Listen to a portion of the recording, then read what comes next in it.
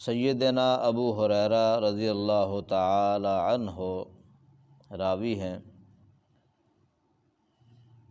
کہتے ہیں کہ رسول اللہ صلی اللہ علیہ وسلم ارشاد فرمایا، امام تو صرف اسی لیے بنایا جاتا ہے کہ اس کی پیروی کی جائے۔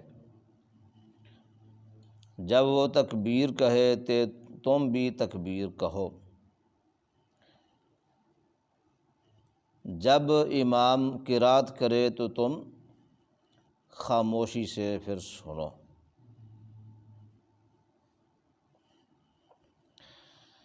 حدیث پاک میں بڑی وضاحت کے ساتھ نبی مکرم صلی اللہ علیہ وسلم کا فرمان، امام کی اقتداء کرنا بہت ضروری ہے۔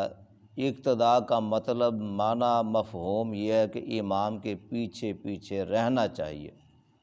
صحابہ کرام رضوان اللہ علیہم اجمعین اس قدر محتاط ہوتے تھے کہ جب آپ صلی اللہ علیہ وسلم سجدے میں پیشانی زمین پر رکھتے تب صحابہ کرام سجدہ کرنے کے لیے کمر جھکاتے تھے۔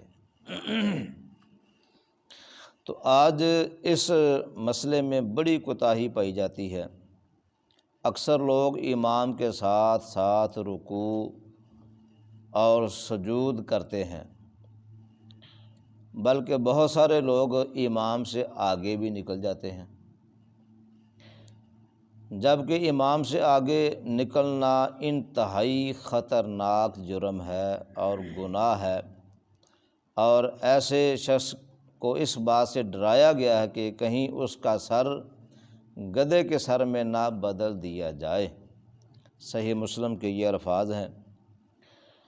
وَإِذَا قَرَأَ فَأَنصِتُوا، یہ عام حکم ہے، اس میں سورۃ الفاتحہ پڑھنا اس کو مستثنیٰ کر دیا گیا ہے۔ جب امام سورۃ الفاتحہ پڑھے تو مقتدی پیچھے جو ہے نا سورۃ الفاتحہ پڑھے، اور جب امام کوئی سورت قرآن پاک سے پڑھے یا کہیں سے بھی پڑھے تو پھر خاموشی کے ساتھ سننا چاہیے۔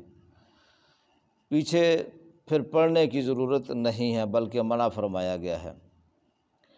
لیکن سورۃ الفاتحہ پڑھنی اس قدر ضروری ہے کہ نبی مکرم صلی اللہ علیہ وسلم کا فرمان ہے، یہ جو سورۃ الفاتحہ ہے نا، اس کا پڑھنا اس قدر ضروری ہے کہ اگر نہ پڑھی جائے نماز کے اندر تو اس کی وہ نماز ناقص ہے، اس کی وہ رکعت شمار نہیں کی جائے گی جس رکعت میں سورۃ الفاتحہ نہ پڑھی جائے۔ اس میں امام ہو، مقتدی ہو، نفلی نماز ہو، فرضی ہو، سنتیں پڑھی جائیں، عید کی نماز ہو، وغیرہ وغیرہ، ہر نماز میں سورۃ الفاتحہ کا پڑھنا ضروری ہے۔ اور حدیث پاک میں رسول اللہ صلی اللہ علیہ وسلم فرمایا، لا صلاۃ لمن لم یقرأ بفاتحۃ الکتاب، اس آدمی کی نماز نہیں ہے جس نے سورۃ الفاتحہ کو نہیں پڑھا۔ تو اس لیے یہ اس قدر ضروری ہے کہ اس کے بغیر نماز نہیں، لا صلاۃ، نہیں ہے نماز، لم یقرأ بفاتحۃ الکتاب، نہیں پڑھی جائے جس میں سورۃ الفاتحہ۔ تو اس لیے سورۃ الفاتحہ کا پڑھنا ضروری، عین ضروری ہے، اس لیے اس کو چھوڑنا نہیں چاہیے۔ تو دعا ہے اللہ کریم سے ہمیں اللہ پاک عمل کی توفیق عطا فرمائے۔ قرآن و حدیث کو سمجھنے کے بعد بے نظیر، بے مثال جو معاملہ ہے نا ضروری ہے وہ ہے عمل۔ اللہ پاک ہمیں عمل کی توفیق عطا فرمائے۔ آخر دعوانا الحمد للہ رب العالمین۔